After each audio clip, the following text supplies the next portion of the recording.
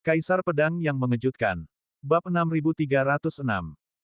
Lin Bai dan Chu Tinghan menjelajahi kedalaman labirin bawah tanah bersama-sama, melewati beberapa ruangan batu, tetapi mereka tidak bertemu dengan prajurit dari kerajaan Sahailong. Akhirnya, keduanya berjalan melalui lorong sempit, dan memasuki ruang bawah tanah yang luas di bawah cahaya redup minyak duyung di dinding batu di kedua sisinya. Di sini tidak ada cahaya redup. Meskipun ada lampu minyak di dinding sekitarnya, cahaya yang dipancarkan oleh minyak duyung di sini bukanlah cahaya kuning redup, melainkan cahaya biru yang aneh. Di tengah ruang ini, terdapat altar megah dan aneh yang dipenuhi simbol dan rune. Saat ini, seorang pria sedang duduk bersila di tengah altar. Lin Bai dan Chu Tinghan memasuki ruang ini, dan segera melihat altar kuno yang megah dan pemuda tampan di atas altar. Itu pangeran kerajaan Sahailong, Sangguan Xiu. Lin Bai mengarahkan mata suranya, melihat sosok di atas altar, dan langsung mengenali asal orang tersebut. Salah satu dari 4 kekuatan terkemuka di wilayah barat, pangeran kerajaan Sahailong, Sangguan Xiu. Ini bukan pertama kalinya Lin Bai bertemu orang ini. Sebelum dunia perburuan dimulai, Lin Bai mengadakan jamuan makan untuk tokoh-tokoh tingkat tinggi dari 16 kekuatan terkuat di dunia iblis, dan di antara mereka, ia mengundang orang-orang kuat dari kerajaan Sahailong. Pada saat itu, beberapa pangeran dan putra mahkota Sangguan Xiu dari kerajaan Sahailong berada di dojo pada saat yang sama, dan Lin Bai juga bertemu Sangguan Xiu saat itu. Mengapa ada altar di sini? Chu Tinghan juga melihat Sangguan Xiu, tetapi dibandingkan dengan yang lain, ia sangat tertarik pada altar di sini. Altar ini setinggi 9 meter, dan rune yang terukir di seluruh permukaannya bersinar seperti lautan bintang. Sangguan Xiu duduk di atasnya, seolah-olah berada di lautan bintang. Ia terlihat begitu kecil, tetapi begitu agung. Seluruh tubuhnya sedikit bercahaya, memantulkan cahaya satu sama lain dengan altar ini. Bisakah kau melihat untuk apa altar ini? Lin Bai bertanya kepada Chu Tinghan. Aku tidak bisa melihatnya. Chu Tinghan menggelengkan kepalanya sedikit, matanya tertuju pada rune dan segel di altar. Rune dan segel ini sangat kuno, dan sepertinya bukan sesuatu yang bisa dihasilkan pada tingkat seni bela diri di dunia iblis kontemporer. Apakah itu peninggalan dari zaman kuno? Lin Bai menyipitkan matanya, tiba-tiba teringat apa yang dikatakan gagak itu. Setelah menerima perintah dari Lin Bai, gagak itu menyeberangi kehampaan dari ibu kota kekaisaran dan datang ke dunia perburuan. Hal pertama yang dikatakan gagak itu ketika melihat Lin Bai adalah, "Kupikir kau menemukan semacam harta karun yang menakjubkan di reruntuhan di sini." Kain wol. Menurut ucapan gagak itu, ada banyak reruntuhan kuno yang tidak dikenal tersembunyi di dunia perburuan ini, semuanya merupakan hasil dari dunia roh di zaman kuno. Lalu apa gunanya altar ini? Lin Bai sedikit penasaran, dengan saksama memperhatikan pangeran kerajaan Sahailong di altar, mencoba mencari petunjuk darinya. Pangeran kerajaan Sahailong di altar sepertinya merasakan kedatangan Lin Bai dan Chu Tinghan, dan sedikit mengerutkan kening, tetapi dia jelas berada di saat kritis dan tidak bisa teralihkan. Apa ini? Lin Bai tiba-tiba bertanya. Chu Tinghan yang berdiri di sampingnya terdiam sejenak, dan bertanya balik, apakah kau bertanya padaku? Lin Bai tidak menjawab, hanya menunggu jawaban seseorang. Chu Tinghan menyadari bahwa Lin Bai tidak menanyakan pertanyaan ini padanya, tetapi sepertinya bertanya pada orang lain, jadi dia berkata lagi, Sangguan Xiu mungkin tidak bisa menjawabmu sekarang, kan? Hanya ada 3 orang di sini, jika Lin Bai tidak bertanya padanya, maka dia pasti bertanya pada Sangguan Xiu di altar. Namun Chu Tinghan juga bisa merasakan bahwa Sangguan Xiu berada di saat kritis dan sama sekali tidak boleh terganggu, apalagi menjawab pertanyaan Lin Bai. Lin Bai tetap mengabaikan Chu Tinghan, tetapi diam-diam menunggu jawabannya. Chu Tinghan tercengang. Melihat penampilan Lin Bai, dia sepertinya tidak bertanya padanya, juga sepertinya tidak bertanya pada Sangguan Xiu lagi. Jadi kepada siapa Lin Bai bertanya? Federing Tiangong. Banyak prajurit mengarahkan pandangan mereka ke Lin Bai dan Chu Tinghan. Ketika mereka melihat keduanya berjalan ke sebuah lorong, lingkaran sihir di dalamnya hancur berantakan, dan semua gambar menghilang. Sepertinya Lin Bai dan Chu Tinghan telah menemukan pangeran kerajaan Sahailong, dan mereka sekarang berada di ruang yang sama dengan Sangguan Xiu. Sayang sekali lingkaran sihir di ruang ini telah dihancurkan oleh Sangguan Xiu, dan kita tidak tahu di mana dia berada. Banyak prajurit kuat menghela napas menyesal, dan ketika mereka berbicara, mereka sesekali menoleh ke arah Kaisar Chu, jelas mereka semua tahu bahwa Kaisar Chu pasti memiliki cara untuk mengetahui apa yang terjadi di ruang itu. Kaisar Chu, yang duduk di atas kursi naga, tersenyum tipis di sudut mulutnya, menggerakkan bibir dan giginya sedikit, lalu mengirimkan pesan melalui suara.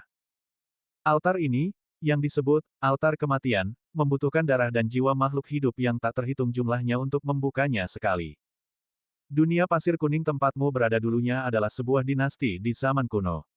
Kemudian, kaisar dinasti itu membangun altar kematian ini, dan mengaktifkan altar ini dengan pengorbanan darah seluruh dinasti. Setelah pengorbanan darah makhluk-makhluk dari dinasti itu, sejumlah besar jiwa yang tersisa berkeliaran di luar. Setelah bertahun-tahun berlatih, mereka akhirnya berhasil mencapai tingkat kultivasi yang tinggi dan menjadi bencana. Kemudian, seseorang dengan kekuatan supranatural yang hebat membawa ke sini permaisuri Huangsha alien dari zaman prasejarah, dan menggunakannya untuk menekan roh jahat di sini. Menciptakan makhluk abadi, dan membersihkan roh jahat di sini selama bertahun-tahun. Suara Kaisar Chu melewati lingkaran sihir yang tak terhitung jumlahnya dan sampai ke telinga Lin Bai. Mendengar nama altar kematian, hati Lin Bai terkejut, dan dia bertanya lagi, apa gunanya altar ini? Apakah sepadan dengan harga yang mereka bayar? Pengorbanan darah untuk jiwa-jiwa suatu negara untuk mengaktifkan altar. Sungguh tindakan yang gila, bahkan Lin Bai pun tidak percaya. Dan sekarang Lin Bai akhirnya mengerti asal-usul dunia pasir kuning ini. Menurut kata-kata Kaisar Chu, permaisuri pasir kuning adalah dunia pasir kuning ini, yang merupakan spesies alien kuno dari zaman prasejarah. Dia tidak memiliki tubuh asli, dengan kata lain, seluruh dunia pasir kuning adalah tubuh aslinya. Dan para dewa di sini diciptakan dengan menggunakan pasir kuning di tubuh permaisuri Huangsha. Suara Kaisar Chu melanjutkan, menurut legenda, altar kematian ini dapat membuka jalan ke alam baka setelah sejumlah besar darah dan jiwa dikorbankan. Desis. Lin Bai tiba-tiba membuka matanya lebar-lebar, gemetar tak terkendali. Chu Tinghan melihat raut wajah Lin Bai berubah drastis, seluruh tubuhnya gemetar, dan dia bertanya dengan khawatir, ada apa? Lin Bai, apa yang terjadi? Lin Bai mengabaikan Chu Tinghan, tetapi bertanya lagi, Sang Guan Xiu, pangeran kerajaan Sahailong, apa yang dia lakukan di altar? Suara Kaisar Chu melanjutkan, mungkin terhubung ke alam baka. Hentikan dia. Kaisar Chu berkata kepada Lin Bai dengan nada tertib, selain itu, para dewa di sini seharusnya tidak bergerak, kau telah memperoleh jantung pegunungan. Kau harus belajar untuk merasa puas. Keserakahan hanya akan menimbulkan lebih banyak masalah. Bab 6307. Di Istana Surgawi Berbulu. Ketika semua orang melihat Chu Tinghan dan Lin Bai berjalan memasuki ruang yang tidak dapat diamati oleh susunan proyeksi, semua orang mulai berbisik, ingin tahu apa yang dialami Lin Bai dan Chu Tinghan di dalam. Ketika para pangeran kerajaan Sahailong melihat pemandangan ini, senyum yang mereka miliki saat mengobrol dan tertawa dengan banyak pria kuat langsung lenyap, dan kemudian kesedihan yang mendalam muncul di wajah mereka. Tuan Lang dan Putri Tinghan telah pergi ke Sangguan untuk beristirahat. Apakah ini kebetulan, atau diatur oleh Kaisar Chu? Apakah kalian perlu berpikir terlalu banyak? Pasti diatur oleh Kaisar Chu. Para pangeran tampak serius dan berbisik satu sama lain melalui transmisi suara. Saat berbicara, mereka bahkan diam-diam melirik Kaisar Chu yang duduk di kursi naga. Kita telah melakukan persiapan yang cukup kali ini. Jika kita tidak berhasil kali ini, maka kita hanya bisa menerima takdir kita. Apa yang dilakukan para pengawal emas itu? Cepat kembali dan lindungi pangeran. Dasar sampah. Kita tidak bisa membiarkan Markis Lang dan Putri Tinghan merusak rencana kita. Para pangeran kerajaan Sahailong meraung dalam hati mereka, tetapi mereka tetap mempertahankan sikap tenang sebagai pengamat di wajah mereka. Harus diakui bahwa monster-monster tua yang telah berkultivasi selama ribuan tahun ini memiliki kemampuan akting yang baik.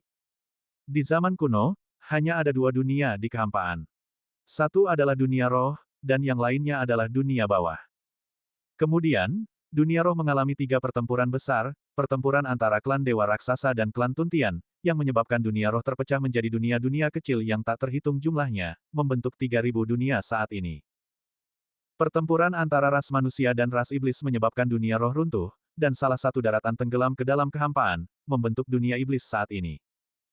Pertempuran antara ras manusia dan iblis menyebabkan dunia roh runtuh lagi, dan salah satu daratan tenggelam ke dalam kehampaan, membentuk dunia iblis saat ini. Dan sebagai dunia bawah yang ada pada waktu yang sama dengan dunia roh kuno, meskipun telah terjadi banyak perang selama bertahun-tahun, tidak ada tanda-tanda dunia itu runtuh. Dunia bawah bukanlah tempat para pejuang dan manusia bereinkarnasi setelah kematian. Ada kelompok etnis khusus yang tinggal di sana, mereka berbeda dari ras manusia, mereka tidak memiliki daging dan darah, hanya tubuh roh dan jiwa. Tetapi tubuh jiwa mereka bukanlah ilusi atau tanpa bayangan, melainkan tampak sama sekali tidak dapat dibedakan dari manusia biasa.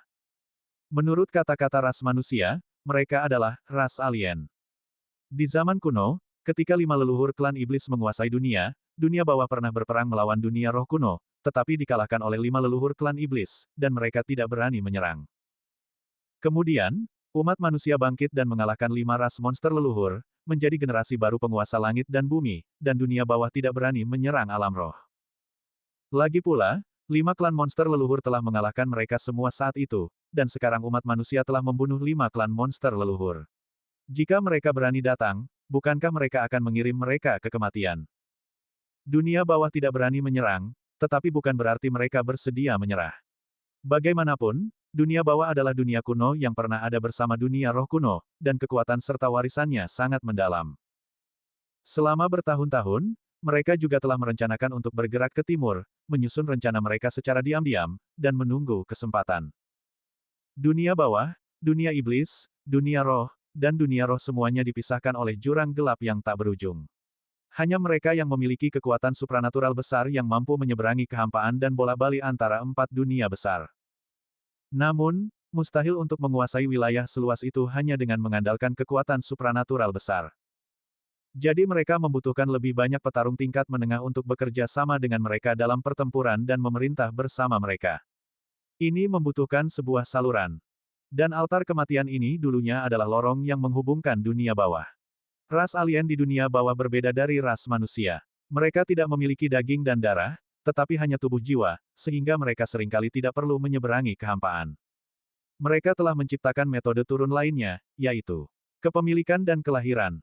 Dunia bawah menyebut kekuatan supranatural ini, turunnya Tuhan. Altar kematian ini mematuhi aturan turunnya Tuhan.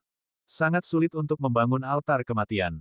Melihat seluruh dunia iblis, hanya ada segelintir altar kematian yang dapat ditemukan sekarang, dan semuanya dikendalikan dengan kuat oleh kekuatan-kekuatan besar. Altar kematian dibangun, dan membutuhkan darah dan jiwa ratusan juta makhluk hidup untuk mengaktifkannya. Orang dapat membayangkan betapa berdarahnya metode pengaktifan ini.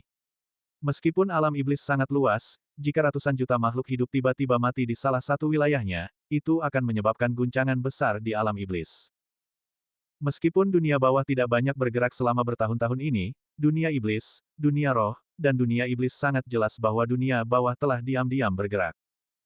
Oleh karena itu, di alam iblis, juga diakui bahwa kekuatan manapun dilarang keras untuk secara diam-diam membangun altar kematian. Begitu ditemukan, mereka akan menjadi musuh publik alam iblis. Dan altar kematian yang sudah ada dikendalikan oleh kekuatan-kekuatan masa kejayaan, mereka tidak memilih untuk menghancurkannya, tetapi merawatnya dengan baik. Altar kematian yang dikendalikan oleh negara Chu berada di dalam dunia perburuan. Itulah yang dilihat Lin Bai di depan matanya. Adapun mengapa negara Chu tidak menghancurkan altar kematian, alasannya lebih sederhana. Benda ini juga merupakan simbol kartu truf. Jika suatu hari negara Chu menghadapi krisis kepunahan, mereka dapat mengaktifkan altar, bernegosiasi dengan ras alien di dunia bawah, dan menggunakan kekuatan ras alien di dunia bawah untuk membalikkan dunia. Tentu saja, negara Chu tidak berharap akan mengalami hari ini, tetapi jika sampai pada langkah tertentu, ini dapat dianggap sebagai jalan keluar. Hentikan dia. Suara Kaisar Chu terdengar di telinga Lin Bai. Lin Bai menghunus pedang iblis, keempat pedang terbang berdesing, dan bertanya lagi, dia melakukan hal-hal ini di depan matamu, apakah kau tidak peduli? Jika aku tidak datang ke sini hari ini, bukankah dia akan berhasil? Mendengar kata-kata Lin Bai, Chu Tinghan mengerutkan kening dan bertanya, apa yang kau bicarakan sendiri? Lin Bai mengabaikannya dan diam-diam menunggu jawaban Kaisar Chu. Kaisar Chu menjawab, aku tidak menyangka pangeran kerajaan Sahelong akan menemukan tempat ini, dan aku tidak menyangka mereka akan menyiapkan cara untuk mengoperasikan altar. Lin Bai, jelas sekali, apa yang dilakukan Sahelong Guo hari ini bukanlah rencana yang dibuat dalam semalam, mereka pasti telah merencanakannya selama bertahun-tahun. Untuk penjelasan Kaisar Chu, masuk akal bagi Lin Bai untuk memikirkannya dengan cermat. Meskipun altar kematian ini telah diaktifkan, metode lain masih diperlukan untuk terhubung ke dunia bawah. Jelas, kerajaan Sahelong telah merencanakan langkah hari ini selama bertahun-tahun. Kaisar Chu berkata lagi, Permaisuri Huangsha menjaga tempat ini, dan para dewa yang diciptakannya bertugas untuk menstabilkan altar. Setelah Pangeran Sahelong datang ke sini, dia tidak menyerang Dewa Abadi, tetapi langsung menuju altar. Sepertinya dia memahami peran Dewa Abadi di sini. Semuanya menunjukkan bahwa mereka datang dengan persiapan. Lin Bai tidak bertindak gegabah, dan melanjutkan bertanya, lalu apa sebenarnya yang ingin dia lakukan? Aku tidak tahu apa yang mereka rencanakan. Kaisar Chu menjawab, tetapi menurut tindakan mereka, sepertinya mereka tidak ingin membuka jalan ke dunia bawah, tetapi mereka tampaknya ingin membuat kesepakatan dengan dunia bawah. Apapun yang terjadi, tempat ini adalah wilayah negara Chu, dan mereka tidak dapat ditoleransi. Hentikan dia. Perintah Kaisar Chu datang. Bab 6308.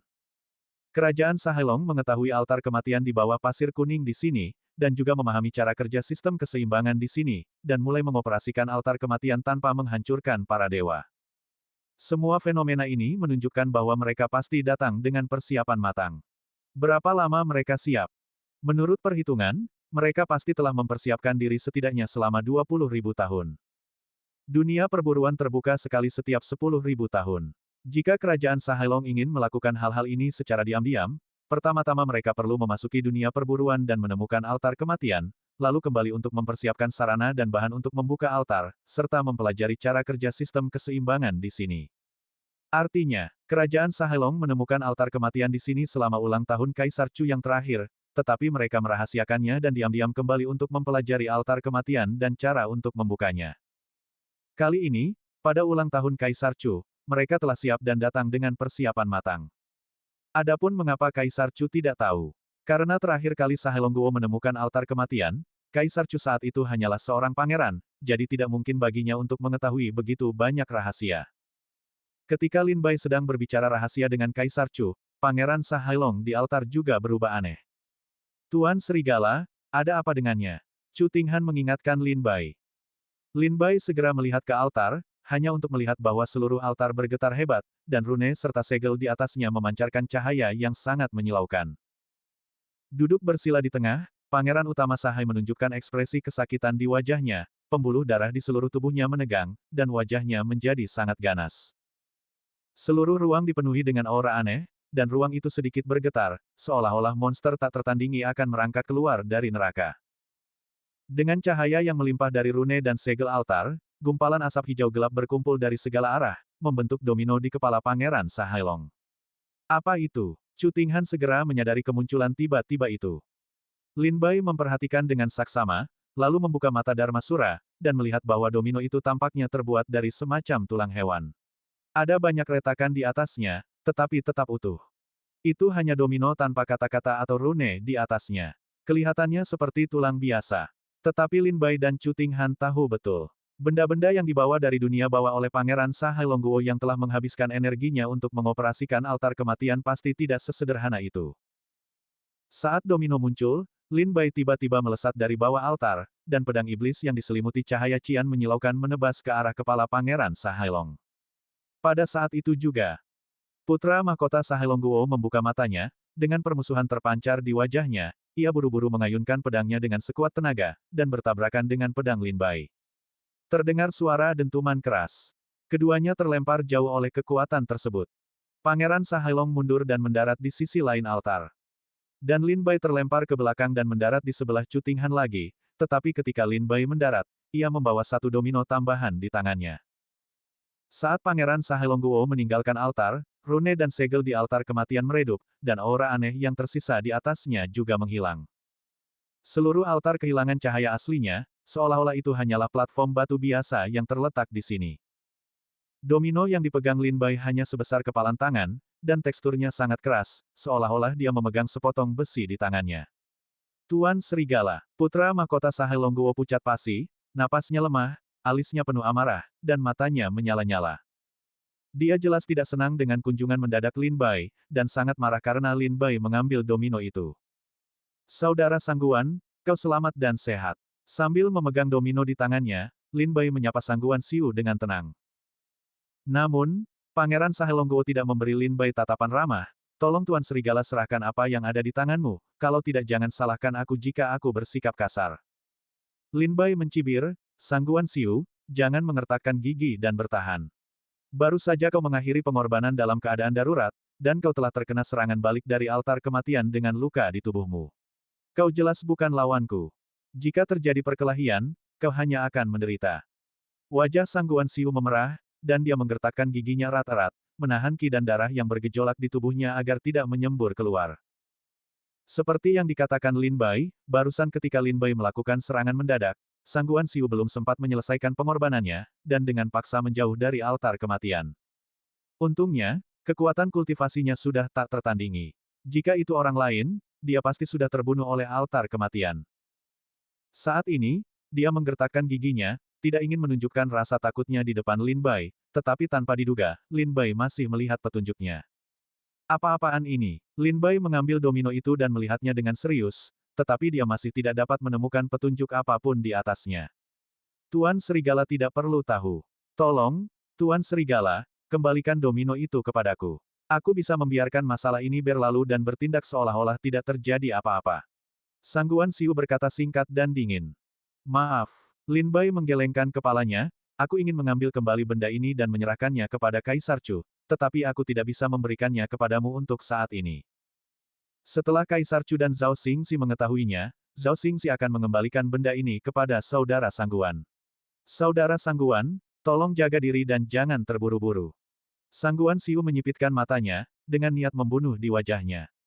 Dia diam-diam mengumpulkan kekuatan di tubuhnya, dan ketika dia menatap Lin Bai, matanya penuh dengan permusuhan.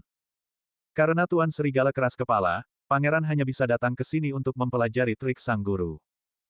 Begitu suara itu selesai, Sang Guanxiu terbang dan menyerbu ke arah Lin Bai.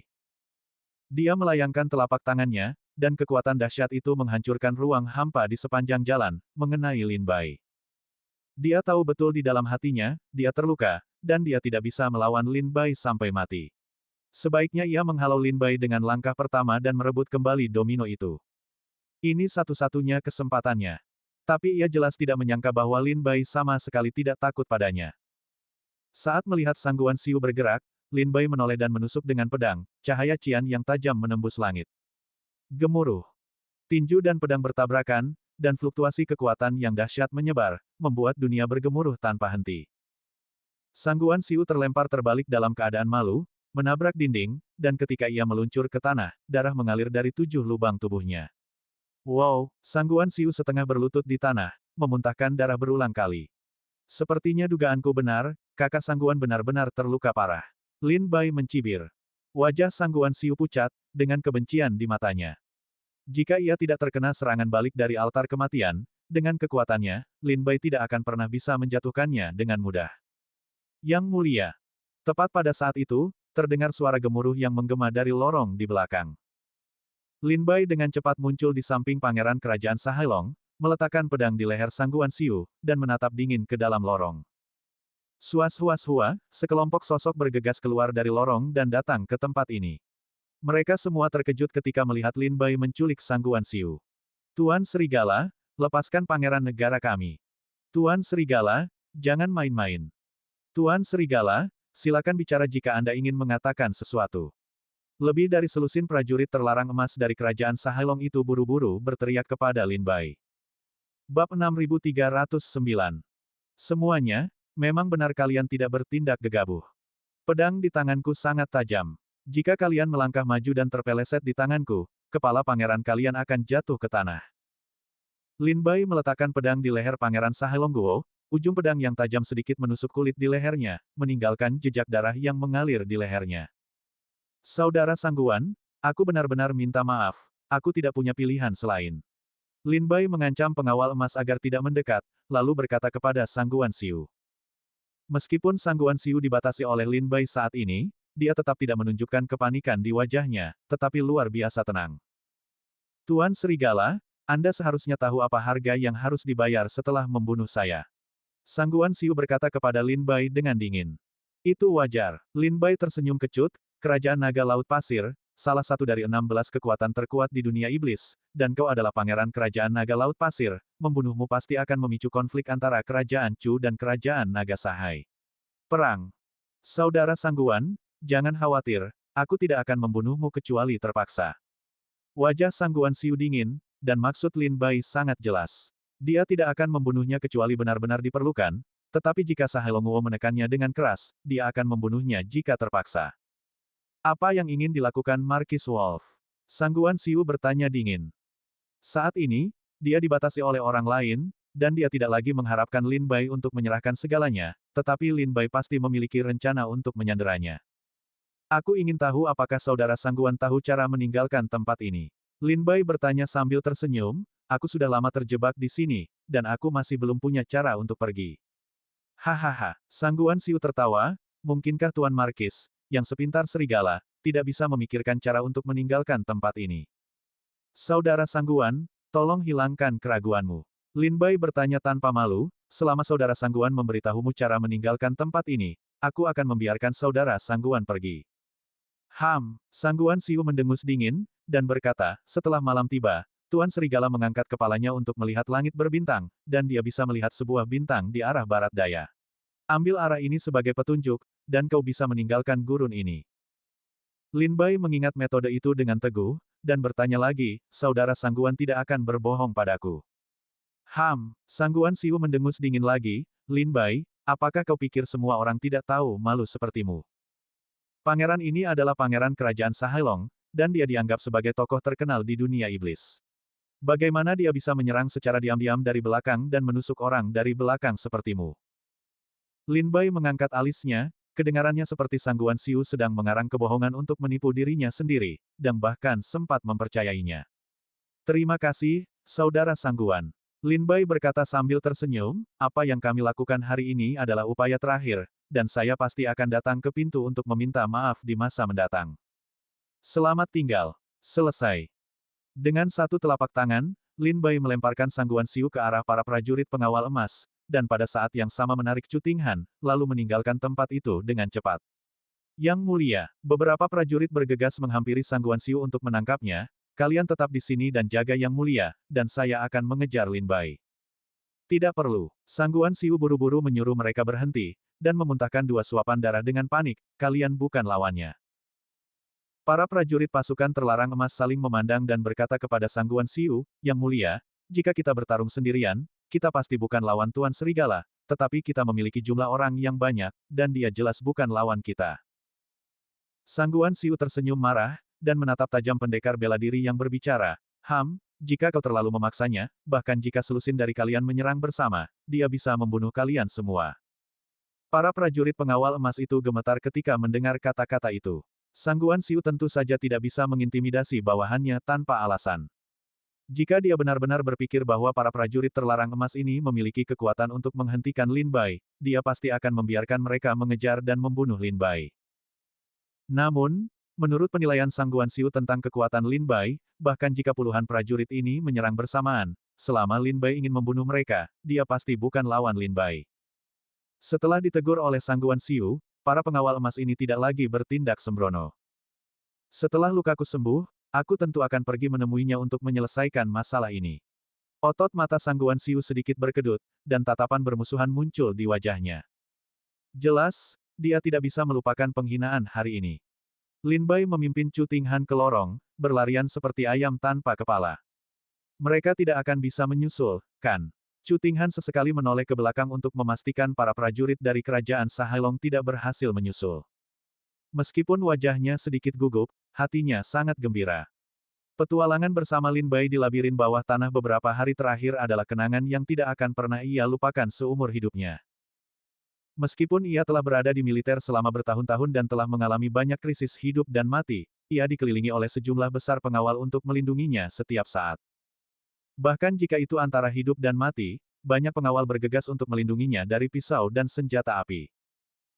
Namun dalam beberapa hari terakhir di labirin bawah tanah, dia telah menghadapi beberapa krisis, yang masing-masing tidak kurang dari bencana hidup dan mati yang pernah dialaminya sebelumnya. Tapi kali ini, dia tidak memiliki pengawal di sisinya, tidak ada yang rela mengorbankan nyawanya untuknya. Satu-satunya yang menemaninya adalah pria di depannya, seorang pria yang sama sekali tidak peduli dengan hidupnya, seorang pria yang mengambil hal-hal terbaik dalam hidupnya. Terjebak dalam krisis hidup dan mati berulang kali, dan rasa gembira serta rasa pencapaian besar yang dibawa oleh sisa hidupnya setelah bencana berulang kali membuat Chu Tinghan sangat bersemangat dan gembira. Dia sepertinya sedikit jatuh cinta dengan perasaan ini.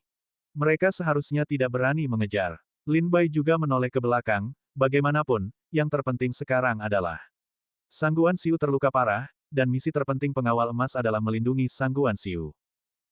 Sangguan Xiu saat ini terluka parah, yang paling dia butuhkan adalah waktu untuk menyembuhkan lukanya, jadi kemungkinan besar dia tidak akan terburu-buru mengejar kita. Mendengar kata-kata tegas Lin Bai, Chu Tinghan masih sedikit kecewa. Apakah petualangan ini akan berakhir di sini? Saat Chu Tinghan pergi, Lin Bai telah menemukan jalan menuju atas, dan membawa Chu Tinghan terbang ke puncak. Puncak jalan ini terkubur oleh sejumlah besar pasir kuning. Lin Bai menggunakan 4 pedang terbang untuk menerobos pasir kuning sebelum melesat keluar dari tanah. Ini, tempat aku bertemu dengan ketiga murid sekte pedang Dingtian. Ketika Lin Bai melesat keluar dari bawah pasir kuning, dia menemukan bahwa kota itu telah tertutup pasir kuning, hanya menyisakan tembok kota yang berdiri tegak di antara langit dan bumi. Di bawah tembok tanah di kejauhan, masih ada 3 prajurit yang tidak sadarkan diri. Sekarang setelah mereka mendengar suara itu, mereka mencoba membuka mata dan melihat ke arah sana. Guru Serigala, wajah ketiga orang itu menunjukkan kegembiraan. Lin Bai berjalan mendekat bersama Chu Tinghan, dan berkata sambil tersenyum, aku benar-benar tidak menyangka akan bertemu denganmu saat keluar. Ini yang terbaik, jadi aku tidak akan membuang waktu mencarimu. Aku sudah menemukan cara untuk pergi, ikutlah dengan kami. Bab 6310. Guru Serigala. Ketiga murid sekte pedang Dingtian itu perlahan kehilangan kesadaran, dan bagian bawah tubuh mereka tertutup pasir kuning, dan mereka masih tidak menyadarinya. Jika Lin Bai dan Chu Tinghan tidak muncul di sini, mereka mungkin akan terkubur oleh Huangsha, dan mereka masih tidak tahu mengapa mereka mati.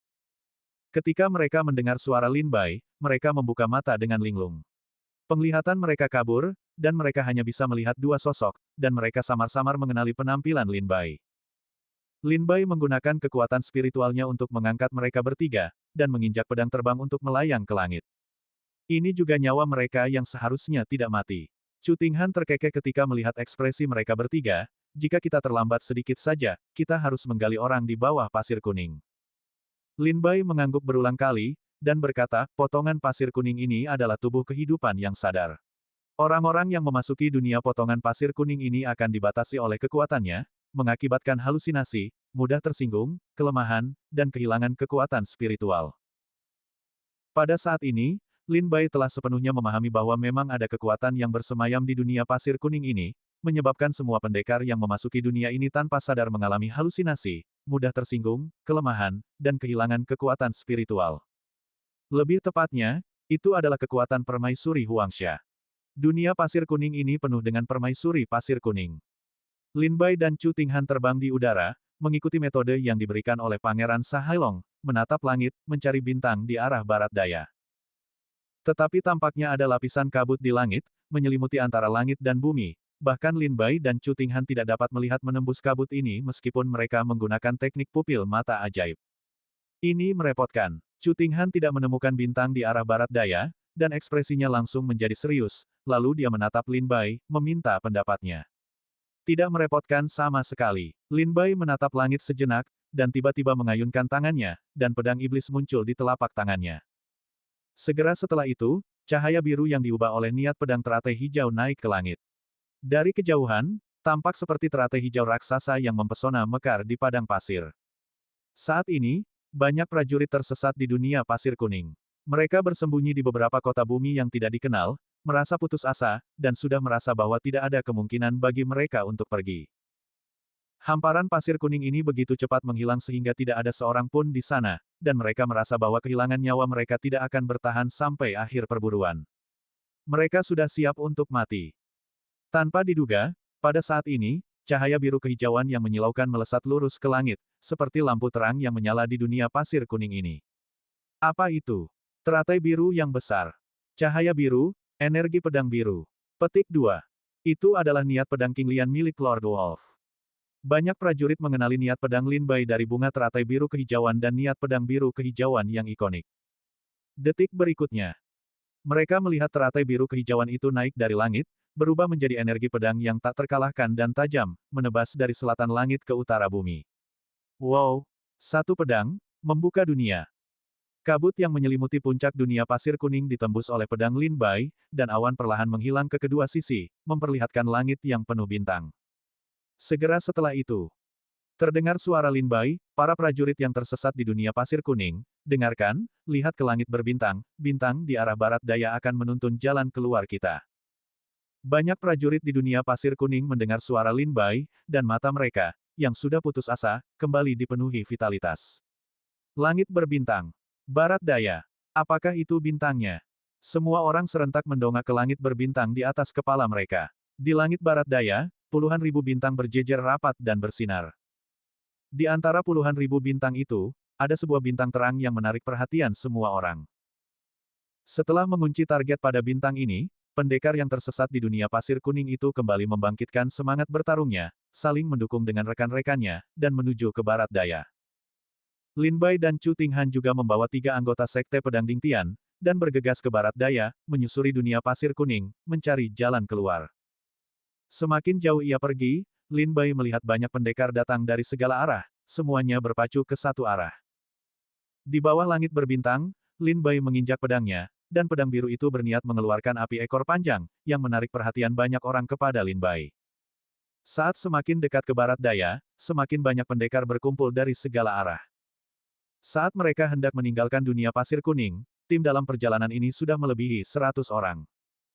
Untungnya, Pangeran Sahelongguo tidak membujuk Lin Bai, dengan mencari bintang di arah barat daya, dia memang bisa meninggalkan dunia Huangsha.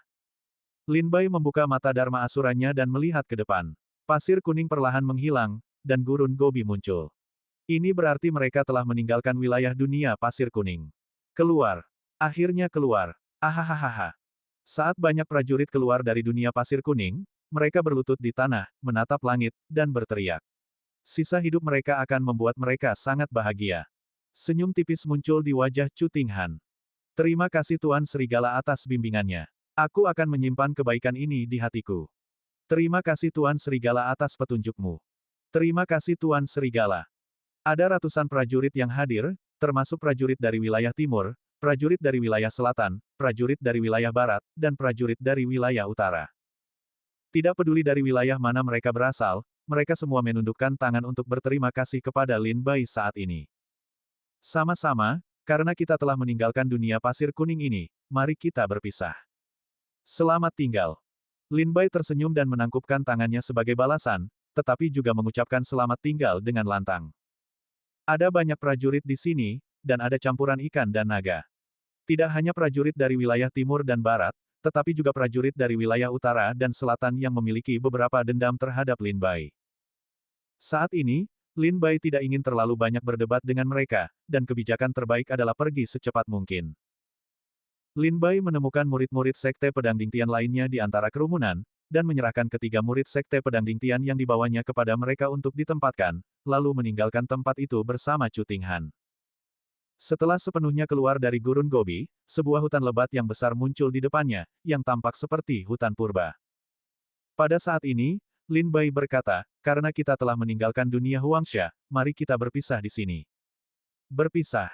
Chu Tinghan mengerutkan kening, aku memiliki luka di tubuhku, dan dunia perburuan penuh dengan bahaya, jika kau meninggalkanku sekarang, bukankah itu berarti aku akan dikirim untuk mati?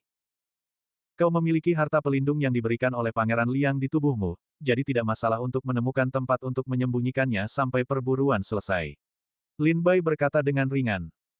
Wajah cantik Chu Tinghan sedikit dingin, harta karun penyelamat nyawa sangat berharga, karena ada cara lain, mengapa membahayakan diri sendiri. Aku tidak peduli, aku akan mengikutimu. Sampai lukaku sembuh, atau aku meninggalkan dunia perburuan. Chu Tinghan bertekad untuk mengikuti Lin Bai. Tidak, Lin Bai menolak dengan tegas. Tidak, mata Chu Tinghan melebar, dan dia berkata lagi, Tuan Serigala, suami istri untuk 1 hari, 100 hari kebaikan. Lin Bai mengusap dahinya dan menggelengkan kepalanya. Sebelum saat kritis, wanita ini mengancamnya dengan kata-kata ini, membuatnya tak kenal lelah.